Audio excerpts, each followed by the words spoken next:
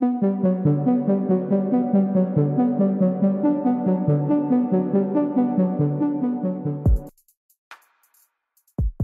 Herzog, Presiden Israel, tampaknya tak tenang menghadiri upacara pembukaan Olimpiade di Paris, Perancis pada Jumat 26 Juli 2024, usai dirinya mendapat ancaman. Pasalnya, menjelang kehadirannya di Perancis, dia mendapatkan ancaman pembunuhan. Polisi Perancis sedang menyelidiki ancaman terhadap Presiden Israel Isaac Herzog itu. Pengamanan ketat diberlakukan untuk Isaac Herzog.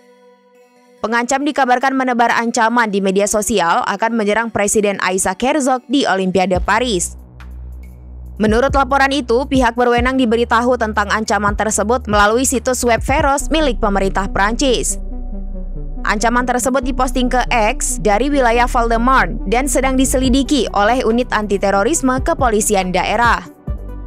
Dalam sebuah pengarahan pada hari Jumat yang dikutip oleh situs berita Ynet, Herzog mengatakan sangat percaya pada infrastruktur keamanan Prancis dan juga pada Komite Olimpiade yang telah melakukan upaya pengamanan yang sangat besar. Herzog sedang bersiap untuk berpartisipasi dalam upacara pembukaan Olimpiade hari Jumat setelah menghadiri resepsi bersama Presiden Prancis Emmanuel Macron. Dia mengucapkan terima kasih kepada mitranya dari Prancis atas sambutan hangatnya.